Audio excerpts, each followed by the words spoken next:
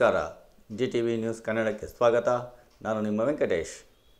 ಬೆಂಗಳೂರಿನ ಕೇತೋಹಳ್ಳಿ ಗ್ರಾಮದಲ್ಲಿ ಶ್ರೀ ಕಾಗಿನೆಲೆ ಮಹಾಸಂಸ್ಥಾನ ಕನಕ ಗುರುಪೀಠದ ಶಾಖಾ ಮಠದ ಭಕ್ತರ ಭಂಡಾರದ ಕುಟೀರ ಲೋಕಾರ್ಪಣೆ ಕಾರ್ಯಕ್ರಮವನ್ನು ಆಯೋಜಿಸಲಾಗಿತ್ತು. ಈ ಕಾರ್ಯಕ್ರಮವನ್ನು ಕಾಗಿನೆಲೆ ಮಹಾಸಂಸ್ಥಾನ ಕನಕ ಗುರುಪೀಠದ ಪೀಠಾಧ್ಯಕ್ಷರಾದ ಶ್ರೀ ನಿರಂಜನಾನಂದಪುರಿ ಮಹಾಸ್ವಾಮೀಜಿಗಳು, ಮುಖ್ಯಮಂತ್ರಿ ಸಿದ್ದರಾಮಯ್ಯ, ಸಚಿವ ಬೈರತಿ ಸುರೇಶ್, ಮಾಜಿ ಸಚಿವ ಎಚ್. ಎಂ. ರೇವಣ್ಣ, ಮಾಜಿ ಸಚಿವ ಎಚ್. ವಿಶ್ವನಾಥ್, ಶಾಸಕ ಶ್ರೀನಿವಾಸ್ ಹಾಗೂ ಹಲವು ಮಠದ ಮಠಾಧ್ಯಕ್ಷರು ಮತ್ತು ಗಣ್ಯರುಗಳು ದೀಪ ಬೆಳಗಿಸುವುದರ ಮೂಲಕ ವೇದಿಕೆ ಕಾರ್ಯಕ್ರಮಕ್ಕೆ ಚಾಲನೆ ನೀಡಿದರು.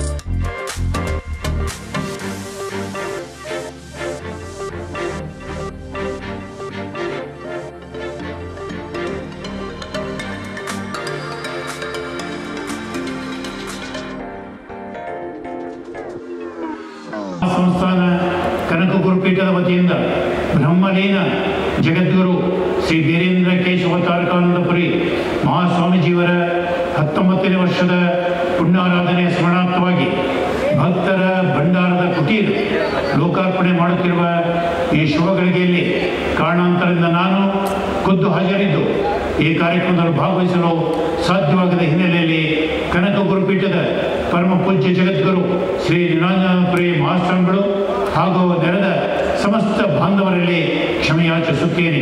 ಈ ಕಾರ್ಯಕ್ರಮದಲ್ಲಿ ಕರ್ನಾಟಕದ ಸರ್ಕಾರದ ಮಾನ್ಯ ಮುಖ್ಯಮಂತ್ರಿಗಳಾದ ಮಾನ್ಯ ಶ್ರೀ ಸಿದ್ದರಾಮಯ್ಯರಾದಿಯಾಗಿ ನಾಡಿನ ಅನೇಕ ಗಣ್ಯ ಮಹನೀಯರು ಭಾಗವಹಿಸಿ ಈ ಸಭೆಗೆ ಶುಭ ಕೋರುತ್ತಿರುವುದು ಅಭಿನಂದನೀಯ. ರಾಜ್ಯದ ರಾಜಧಾನಿಯಲ್ಲಿ ನಿರ್ಮಾಣಗೊಂಡಿರುವ ಭಕ್ತರ ಭಂಡಾರದಿ ಕುಟೀರ ಸಮಾಜದ ಸಂಘಟನೆ, ಅಭಿವೃದ್ಧಿ ಹಾಗೂ ಎಲ್ಲ ಹಂತದ ಶ್ರೇಷ್ಠಿಗೆ ದಿಕ್ಸೂಚಿಯಾಗಿ ಆಗಲೆಂದು ಈ ಸಭೆ ಯಶಸ್ವಿಯಾಗಲೆಂದು ಹಾರೈಸುತ್ತೇನೆ. ಹಚ್ಚೇವು ಕನ್ನಡದ ದೀಪ, ಹಚ್ಚೇವು ಕನ್ನಡದ ದೀಪ, ಕರುನಾಡ ದೀಪ, ಸಿರಿನುಡಿಯ ದೀಪ, ಒಲವೆತ್ತಿ ತೋರುವ ದೀಪ. ಹಚ್ಚೇವು ಕನ್ನಡದ ದೀಪ, ಹಚ್ಚೇವು ಕನ್ನಡದ ದೀಪ. ಬಹುದಿನಗಳಿಂದ ಮೈಮರೆವೆಯಿಂದ ಕೂಡಿರುವ ಕೊಳೆಯ ಕೊಚ್ಚೇವು. ಎಲ್ಲೆಲ್ಲಿ ಕನ್ನಡದ ಕಂಪು ಸೂಸಲು ಅಲ್ಲಲ್ಲಿ ಕರಣ ಚಾಚೇವು. ನಡುನಾಡೆ ಇರಲಿ ಗಡಿನಾಡೆ ಇರಲಿ ಕನ್ನಡದ ಕಳೆಯ ಕೆಚ್ಚೇವು. ನಡುನಾಡೆ ಇರಲಿ ಗಡಿನಾಡೆ ಇರಲಿ ಕನ್ನಡದ ಕಳೆಯ ಕೆಚ್ಚೇವು.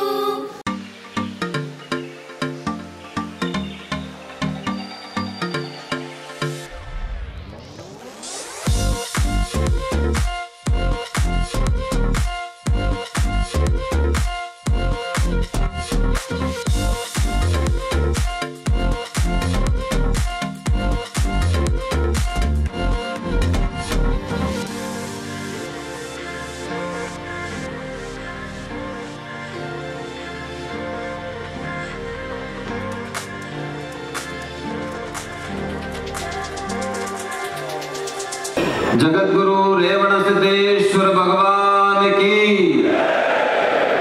साउंड बरಬೇಕು. जगद्गुरु रेवण सिद्धेश्वर भगवान की, कुलदेव बीरलिंगेश्वर भगवान की, संत कनकदास महाराज की. ಆತ್ಮೀಯ ಬಂಧುಗಳೇ, ನಾವೆಲ್ಲರೂ ಕೂಡ ಇವತ್ತು ಶಕ್ತಿ ಕೇಂದ್ರವಾದಂತಹ ಬೆಂಗಳೂರು ಮಹಾನಗರದಲ್ಲಿ ಕಾಗಿನೆಲೆ ಮಹಾಸಂಸ್ಥಾನ ಕನಕ ಗುರುಪೀಠದ ಶಾಖಾಮಠವನ್ನು ಭಕ್ತರ ಭಂಡಾರದ ಕುಟೀರದ ಲೋಕಾರ್ಪಣೆ ಕಾರ್ಯಕ್ರಮದಲ್ಲಿ ನಾವೆಲ್ಲರೂ ಕೂಡ ಪಾಲ್ಗೊಂಡಿದ್ದೇವೆ. ನಿಮ್ಗೆಲ್ಲರಿಗೂ ಕೂಡ ಗೊತ್ತಿದೆ, 1992ರಲ್ಲಿ ಕಾಗಿನೆಲೆ ಮಹಾಸಂಸ್ಥಾನ ಕನಕ ಗುರುಪೀಠ ಸ್ಥಾಪನೆ ಆದ ನಂತರ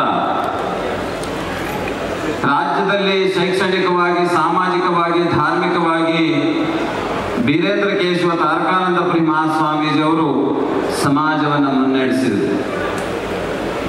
2006ರಲ್ಲಿ ಜುಲೈ 6ನೇ ತಾರೀಕು ಅವರು ಲಿಂಗೈಕ್ಯ ಆದರು.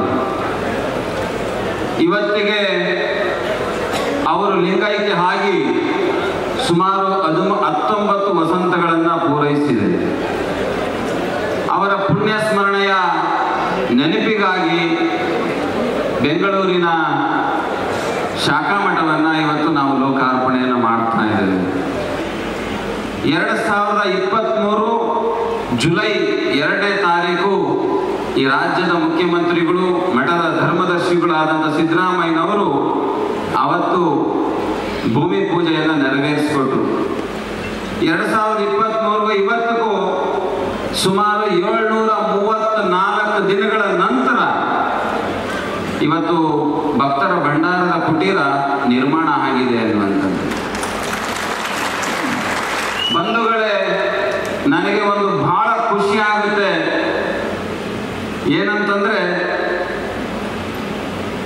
ಈ ಮಠವನ್ನು ನಿರ್ಮಾಣವನ್ನು ಮಾಡುವಂತ ಸಂದರ್ಭದಲ್ಲಿ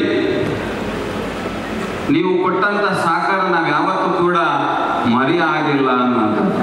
ಬೆಂಗಳೂರು ಮಠವನ್ನು ಸ್ಥಾಪನೆ ಮಾಡುವಂತ ಸಂದರ್ಭದಲ್ಲಿ ನಾನು ಯಾವ ಹಳ್ಳಿಗೂ ಹೋಗ್ಲಿಲ್ಲ, ನಾನು ಯಾವ ತಾಲೂಕಿಗೂ ಕೂಡ ಟಿಪಿ ಹಾಕಿಕೊಂಡು ಪಟ್ಟಿ ಕೊಡಿ ಅಂತಂದು ಹೋಗ್ಲಿಲ್ಲ, ನಾನು ಮಠದ ಬಿಲ್ಲನ್ನ ಮಾಡಿ ಯಾವ ಹಳ್ಳಿಗೂ ಕೂಡ ಕೊಡ್ಲಿಲ್ಲ.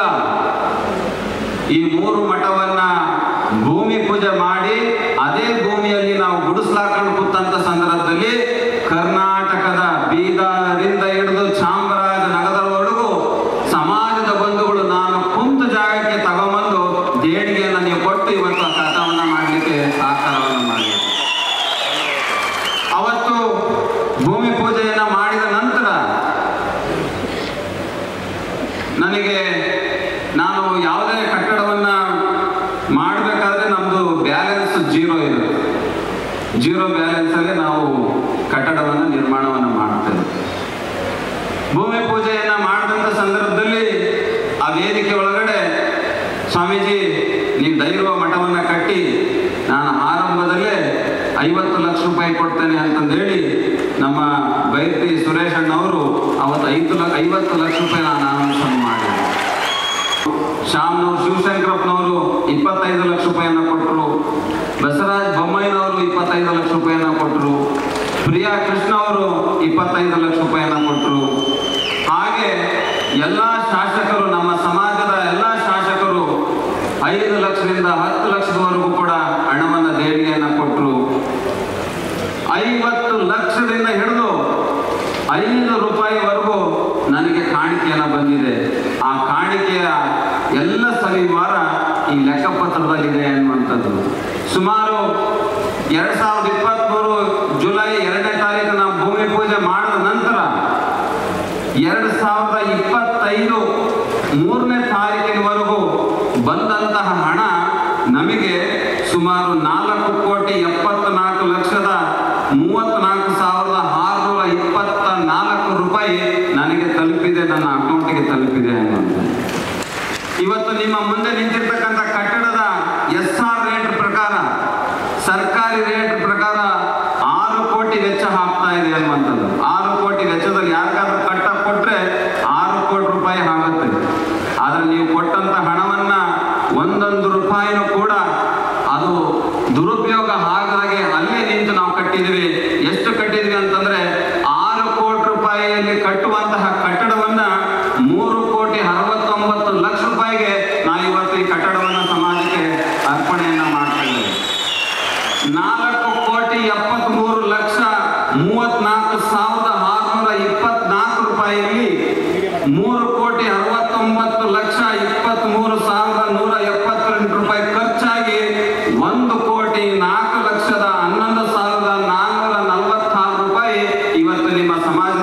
ಪೋರ್ಟಲ್ ಇದೆ ಅನ್ನುವಂಥದ್ದನ್ನು ನಾನು ಬಹಿರಂಗವಾಗಿ ಹೇಳ್ತೇನೆ. ಈ ಎಲ್ಲ ಜಮಾ ಖರ್ಚನ್ನು ಆಡಿಟ್ ರಿಪೋರ್ಟ್ ಸಮೇತ ಇವತ್ತು ಲೆಕ್ಕವನ್ನು ಈ ವೇದಿಕೆಯಲ್ಲಿ ನಿಮ್ಮ ಮುಂದೆ ಇಡಲಿಕ್ಕೆ ನನಗೆ ಬಹಳ ಖುಷಿ ಆಗುತ್ತೆ, ಬಹಳ ಹೆಮ್ಮೆ ಆಗುತ್ತೆ ಅನ್ನುವಂಥದ್ದು. 2023 ಭೂಮಿ ಪೂಜೆ ಆದಮೇಲೆ ನಾನು ಅಲ್ಲೊಂದು ಗುಡಿಸಲು ಹಾಕೊಂಡಿದ್ದೆ. 2 ವರ್ಷ ನನಗೆ ಅನ್ನ ಆಶ್ರಯ ಕೊಟ್ಟು ಆ ಮಠವನ್ನು ಕಟ್ಟಲಿಕ್ಕೆ ಅವಕಾಶವನ್ನು ಮಾಡಿ ನನ್ನ ಬೆನ್ನಿಗೆ ನಿಂತು ಮಂಜಣ್ಣ ಕನಕ ಗುರುಪೀಠದ ಕಾರ್ಯದರ್ಶಿಗಳು, ಜಮೀನು ನೀಡಿದಂಥ ಮಹೇಶ್ ಅವರು, ಚೆಕ್ ಪೋಸ್ಟ್ನ ಕೇಶವಮೂರ್ತಿ ಅವರು, ಅವರಿಗೊಬ್ಬರು ಮೂವರಿಗೂ ಜೋರಾಗಿ ಚಪ್ಪಾಳೆ ಹೊಡೆದ ಮೂಲಕ ಅವ್ರಿಗೆ ಅಭಿನಂದನೆಗಳನ್ನು ಸಲ್ಲಿಸೋಣ. ಯಾಕಂತಂದರೆ ಸ್ವಂತ ಮಗನಿಗಿಂತ ಹೆಚ್ಚಾಗಿ 2 ವರ್ಷ ನನಗೆ ಅನ್ನ ಆಶ್ರಯನ ಕೊಟ್ಟು ಈ ಕಾರ್ಯವನ್ನು ಮಾಡಲಿಕ್ಕೆ ಅವಕಾಶವನ್ನು ಮಾಡಿಕೊಟ್ರು. ಇವತ್ತು ಈ ಕೆಲಸವನ್ನು ಮಾಡಿ ಮುಗಿಸಿದ್ವಿ ಅನ್ನುವಂತಹ ಮಾತುಗಳನ್ನು ಈ ಸಂದರ್ಭದಲ್ಲಿ ಹೇಳ್ತೇವೆ. ಆ ನಿಟ್ಟಿನಲ್ಲಿ ಇವತ್ತು ಬೆಂಗಳೂರಲ್ಲಿ ನಮ್ಮ ಈಶ್ವರಾನಂದಪುರಿ ಸ್ವಾಮಿಗಳು ಕೂಡ ಇಲ್ಲಿ ಗಂಗೊಂಡಳ್ಳಿಯಲ್ಲಿ ಕೂಡ ಇರ್ತಾರೆ. ಅವರ ವಿಭಾಗಕ್ಕೆ ಸೇರುವಂತಹ ಬೆಂಗಳೂರು ಈ ಎಲ್ಲ ಕಾರ್ಯಕ್ರಮಗಳನ್ನು ಕೂಡ ಅವರು ನಡೆಸ್ಕೊಂಡು ಹೋಗ್ತಾರೆ ಅನ್ನುವಂತಹ ಮಾತುಗಳನ್ನು ಕೂಡ ಈ ಸಂದರ್ಭದಲ್ಲಿ ಹೇಳಿ, ನನಗೆ ನಿಮ್ಮನ್ನೆಲ್ಲ ನೋಡಿ ಬಹಳಷ್ಟು ಮಾತಾಡಬೇಕು ಅಂದ್ಕೊಂಡು ಬಂದಿದ್ದೆ. ನಿಮ್ಮನ್ನೆಲ್ಲ ನೋಡಿ ಏನು ಮಾತಾಡಬೇಕು ಅನ್ನೋದು ಗೊತ್ತಾಗ್ತಿಲ್ಲ. ಹಾಗಾಗಿ ಈ ಕಟ್ಟಡಕ್ಕೆ ಕಟ್ಟಲಿಕ್ಕೆ ಬೀದರಿಂದ ಹಿಡಿದು ಚಾಮರಾಜನಗರದವರೆಗೂ ಏನು ಯಾರ್ಯಾರು ಸಹಕಾರವನ್ನು ಮಾಡಿದ್ದಾರೆ. ಅದ್ರ ಜೊತೆಗೆ ನಾನು ನಿಮ್ಗೊಂದು ಹೇಳ್ತೇನೆ, ನಮ್ಮ ಶ್ರೀನಿವಾಸ್ ಅವರಿದ್ದಾರೆ ಶಾಸಕರು, ದಲಿತ ಸಮುದಾಯದವರು. ಈ ಗ್ರಾಮದಲ್ಲಿ ಚೇತಣ್ಣ ಅಂತಂದಿದ್ದಾರೆ, ಒಕ್ಕಲಿಗ ಸಮುದಾಯದವರು. ಇದೇ ಊರಿನ ಪಕ್ಕದಳ್ಳಿಯವರು ಮೋಹನ್ ಅಂತಂದಿದ್ದಾರೆ, ಅವರು ಲಿಂಗಾಯತ ಸಮುದಾಯದವರು. ನಮ್ಮ ರಾಣಿಬೆನ್ನೂರೊಳಗಡೆ ಇದ್ದಾರೆ ದೇವಾಂಗ ಸಮುದಾಯದವರು, ಈಶ್ವರ ಅಂತ. ಕಾಗಿನೆಲೆ ಮಹಾಸಂಸ್ಥಾನ ಕನಕ ಗುರುಪೀಠಕ್ಕೆ ಕೇವಲ ಭಕ್ತರೇ ಕುರುಬರಷ್ಟೇ ದೇಣಿಗೆಯನ್ನು ಕೊಟ್ಟಿಲ್ಲ, ದಲಿತರಿಗೂ ಕೂಡ ಕೊಟ್ಟಿದ್ದಾರೆ, ಒಕ್ಕಲಿಗ ಸಮುದಾಯದವರು ಕೂಡ ಕೊಟ್ಟಿದ್ದಾರೆ, ಲಿಂಗಾಯತ ಸಮುದಾಯದವರು ಕೂಡ ಈ ಮಠವನ್ನು ಕಟ್ಟಲಿಕ್ಕೆ ಕೊಟ್ಟು ನನ್ನ ಇವತ್ತು ಆ ಕಾರ್ಯವನ್ನು ಮಾಡಲಿಕ್ಕೆ ಅವಕಾಶ ಕೊಟ್ಟಿದ್ದಾರೆ. ಈ ವೇದಿಕೆಯಲ್ಲಿ ಆ ಎಲ್ಲ ಜಾತಿಯ ಸಮಾಜದ ಬಂಧುಗಳಿಗೆ ಜೋರಾಗಿ ಚಪ್ಪಾಳೆ ಹೊಡೆದ್ರ ಮೂಲಕ ಅವರಿಗೆ ಅಭಿನಂದನೆಗಳನ್ನು ಸಲ್ಲಿಸೋಣ ಅನ್ನುವಂತಹ ಮಾತುಗಳನ್ನು ಈ ಸಂದರ್ಭದಲ್ಲಿ ಹೇಳ್ತೇನೆ ಅನ್ನುವಂತಹ ಮಾತನ್ನು ಹೇಳಿ,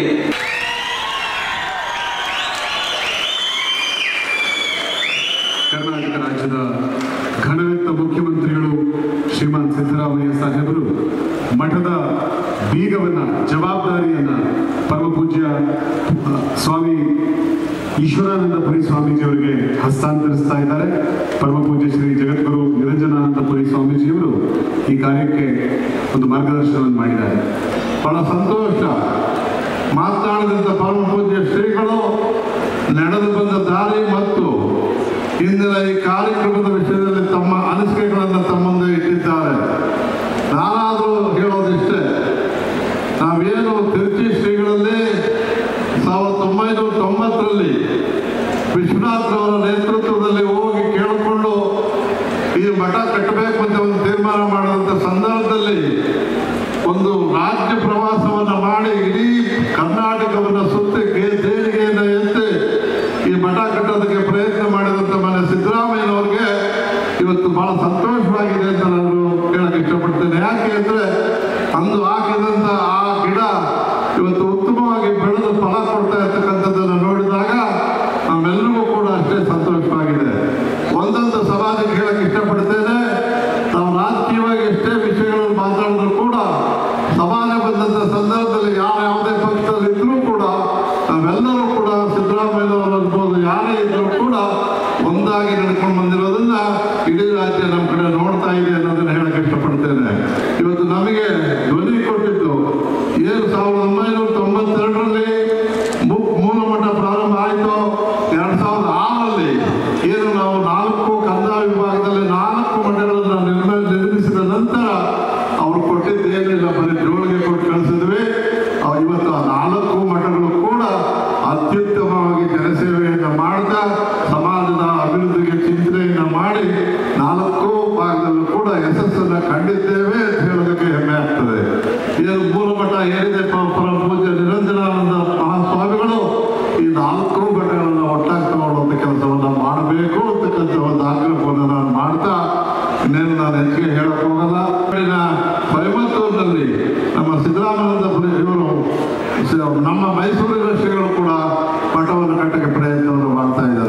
ಇವುಗಳೆಲ್ಲವನ್ನು ನೋಡಿದಾಗ ಬಹಳ ಸಂತೋಷವಾಗ್ತಾ ಇದೆ. ವಿದ್ಯಾ ಕ್ಷೇತ್ರದಲ್ಲೂ ಕೂಡ ಎಲ್ಲ ಮಠಗಳು ಕೂಡ ಕೆಲಸ ಮಾಡ್ತಾ ಇವೆ.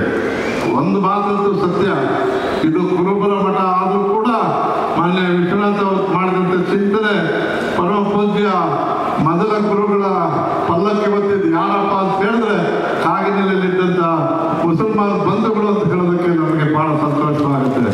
ಅಲ್ಲಿಂದ ಪ್ರಾರಂಭವಾದಂಥದ್ದು ಇವತ್ತು ಕೂಡ ಇವತ್ತಿನ ಒಂದು ಸಂತೋಷದ ಸುದ್ದಿ ಹೇಳಕ್ಕೆ ಇಷ್ಟಪಡ್ತೇನೆ.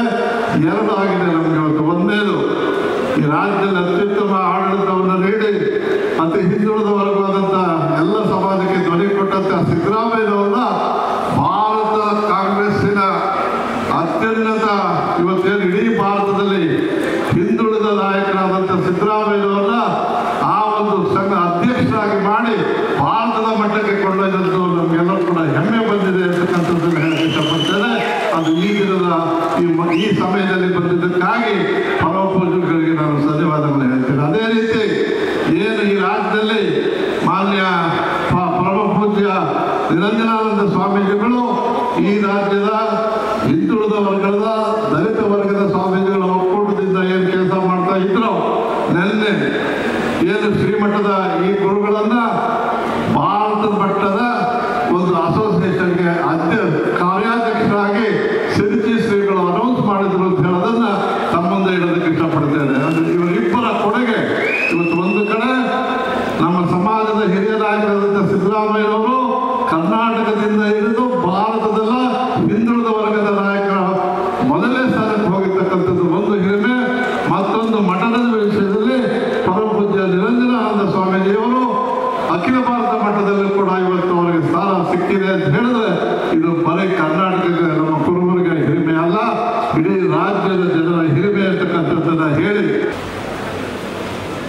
ನಾನೇ ಈ ಮಠಕ್ಕೆ ಶಂಕುಸ್ಥಾಪನೆಯನ್ನು ಮಾಡಿದ್ದದ್ದು ಮತ್ತು ಅನೇಕ ಜನ ಶಾಸಕ ಮಿತ್ರರು ಮತ್ತು ಇತರ ಸ್ನೇಹಿತರೆಲ್ಲ ಭಾಗವಹಿಸಿದ್ದು. ಬಹಳ ಸಂತೋಷದ ವಿಚಾರ ಏನು ಅಂತಂದ್ರೆ, ನಾನೇ ಅಡಿಗಲ್ಲು ಹಾಕಿ ನಾನೇ ಉದ್ಘಾಟನೆ ಮಾಡ್ತಾ ಇರ್ತಕ್ಕಂಥದ್ದು ಬಹಳ ಸಂತೋಷದ ವಿಚಾರ.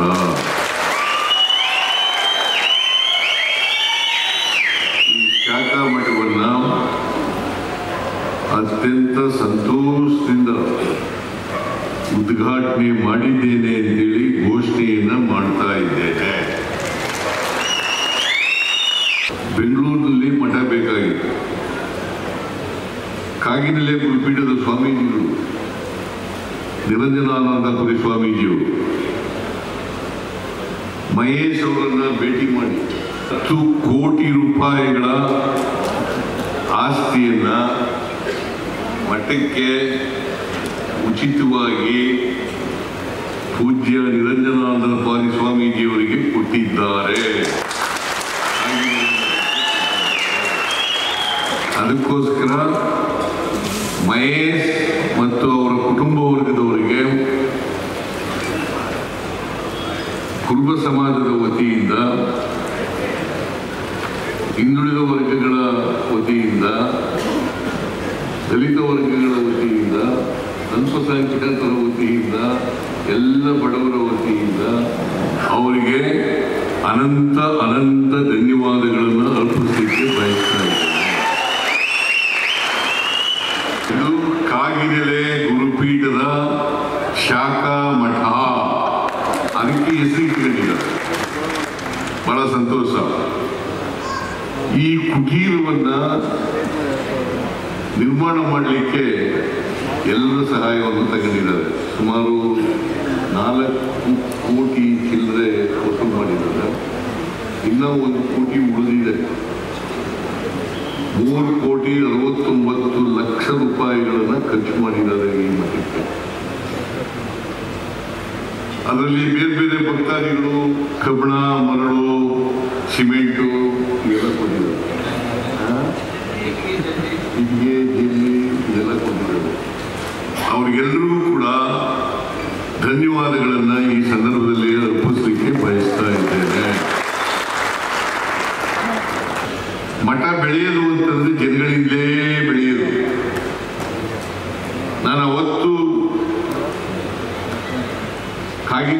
ಕಾಯಿಲೆಯಲ್ಲಿ ಗುರುಪೀಠ ಪ್ರಾರಂಭ ಆಯ್ತಲ್ಲ, ಅವತ್ತು ಕೂಡ ಇದೇ ಮಾತು ಹೇಳಿದೆ. ಯಾವುದೇ ಮಠ ಮಾನ್ಯಗಳು ಬೆಳಿಬೇಕಾದ್ರೆ ಜನರು ಸಹಾಯ ಮಾಡಿದ್ರೆ ಮಾತ್ರ ಬೆಳೀಲಿಕ್ಕೆ ಸಾಧ್ಯ. ಇಲ್ಲದೆ ಹೋದ್ರೆ ಸರ್ಕಾರದ ಮೇಲೆ ಅವಲಂಬನೆಯಾಗಿ ಬೆಳೀಲಿಕ್ಕೆ ಸಾಧ್ಯ ಆಗಲ್ಲ. ಸರ್ಕಾರ ಸ್ವಲ್ಪ ಸಹಾಯ ಮಾಡ್ಬೋದು, ಆದರೆ ಸರ್ಕಾರದಿಂದಲೇ ಬೆಳೀಲಿಕ್ಕೆ ಪ್ರಾರಂಭ ಆಗಲಿಕ್ಕೆ. ಯಾಕೆಂತಂದ್ರೆ ನಾನು ಈ ಮಾತನ್ನ ಹೇಳುವಾಗ, ಈ ಮಠ ಪ್ರಾರಂಭ ಆದದ್ದು 1982ನೇ ಇಸ್ವಿನಲ್ಲಿ. 92ನೇ ಇಸ್ವಿ. ಸುಮಾರು ಎಷ್ಟು ವರ್ಷ ಆಗಿದೆ ಈಗ? 33 ವರ್ಷಗಳಾಗಿದೆ. 33 ವರ್ಷಗಳು. ಆಗ ನಾನು ಸೋತಿದ್ದೆ, ಎಲೆಕ್ಷನ್ನಲ್ಲಿ ಸೋತಿದ್ದೆ ನಾನು. ಆದ್ರಿಂದ ಮಠ ಮಾಡಲಿಕ್ಕೆ ಪ್ರಯತ್ನ ಮಾಡೋದು, ಮಠ ಆಯಿತು. ಆಗ ಬಂಗಾರಪ್ಪನವರು ಮುಖ್ಯಮಂತ್ರಿ ಆಗಿದ್ದರು.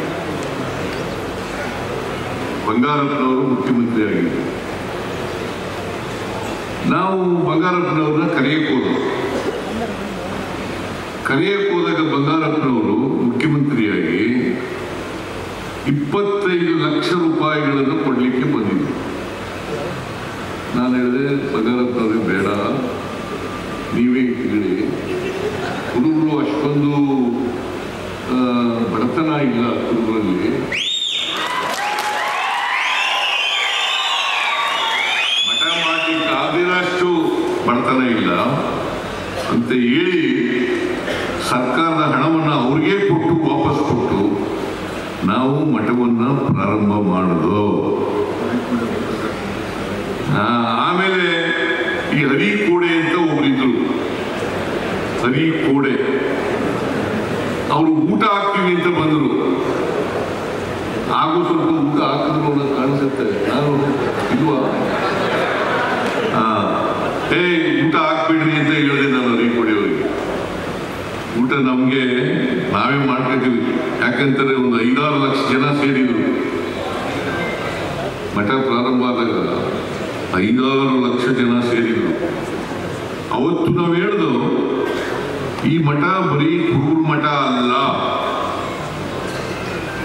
ಎಲ್ಲ ಹಿಂದುಳಿದವರು, ದಲಿತರು, ಅಲ್ಪಸಂಖ್ಯಾತರು ಮತ್ತೆ ಯಾರ್ಯಾರು ಈ ಸಮಾಜದಲ್ಲಿ ಮಠಗಳಿಲ್ಲ ಅವರೆಲ್ಲರಿಗೂ ಸೇರಿದಂತ ಮಠ ಅಂತೇಳಿ ಘೋಷಣೆಯನ್ನು ಮಾಡೋದು. ಒಂದು ಮಾತ್ರ ನಾನು ಈ ಸಂದರ್ಭದಲ್ಲಿ ನಿಮ್ಮನ್ನು ಮನವಿ ಮಾಡೋದೇನಪ್ಪ ಅಂತಂದ್ರೆ, ಯಾವುದೇ ಕಾರಣಕ್ಕೆ ನಿಮ್ಮ ಮಕ್ಕಳನ್ನ ಅವಿದ್ಯಾವಂತರನ್ನಾಗಿ ಮಾಡಲಿಕ್ಕೆ ಬಿಡಬೇಡಿ. ವಿದ್ಯೆ ಇದ್ರೆ ಮಾತ್ರ ಸ್ವಾಭಿಮಾನ ಬೆಳೀಲಿಕ್ಕೆ ಸಾಧ್ಯ. ಸ್ವಾಭಿಮಾನ ಬೆಳೆದಾಗ ಮಾತ್ರ ಮನುಷ್ಯರಾಗಿ ಮಾಡಲಿಕ್ಕೆ ಸಾಧ್ಯ. ಇಲ್ಲದ್ರೆ ಗುಲಾಮಗಿರಿ ಮನೆ ಮಾಡ್ಕೊಂಡಿದ್ದೀವಿ. ಈಗ ನಮ್ಗೆ ಗೊತ್ತಿಲ್ಲದಾಗೇನೆ ಒಬ್ಬ ಮೇಲ್ಜಾತಿನಲ್ಲಿ ಇರ್ತಕ್ಕಂಥ ಬಡವ ಬಂದ್ರೆ ಅವನಿಗೆ ನಮಸ್ಕಾರ ಸ್ವಾಮಿ. ಅದೇ ಒಬ್ಬ ದಲಿತ ಜಾತಿಗೆ ಸೇರಿದವನು, ಅವನು ಶ್ರೀಮಂತನಾಗಿದ್ರು ಕೂಡ, ವಿದ್ಯಾವಂತನಾಗಿದ್ರು ಕೂಡ ಏಕವಚನದಲ್ಲಿ ಮಾತಾಡ್ತಾನೆ. ಇದು ಗುಲಾಮಗಿರಿಯ ಸಂಕೇತ. ಇದು ಕಿತ್ತು ಒಗಿಬೇಕಂದ್ರೆ ವೈಚಾರಿಕತೆಯನ್ನು ಬೆಳೆಸ್ಕೋಬೇಕು, ವೈಜ್ಞಾನಿಕತೆಯನ್ನು ಬೆಳೆಸ್ಕೋಬೇಕು. ಅದು ಬೆಳೆಸ್ಕೊಂಡಾಗ ಮಾತ್ರ ಸ್ವಾಭಿಮಾನ ಬರಲಿಕ್ಕೆ ಸಾಧ್ಯ. ಸ್ವಾಭಿಮಾನಿಗಳಾಗಿ ಬದುಕ್ತಕ್ಕಂಥದ್ದು ದುರಂಕಾರ ಅಲ್ಲ. ಕೆಲವರಿಗೆ ನನ್ನನ್ನು ನೋಡಿದಾಗ ಸಿದ್ದರಾಮಯ್ಯಗೆ ದುರಂಕಾರ ಅಂತಾರೆ. ನಾನು ಸ್ವಾಭಿಮಾನಿ ಅಷ್ಟೇನೆ.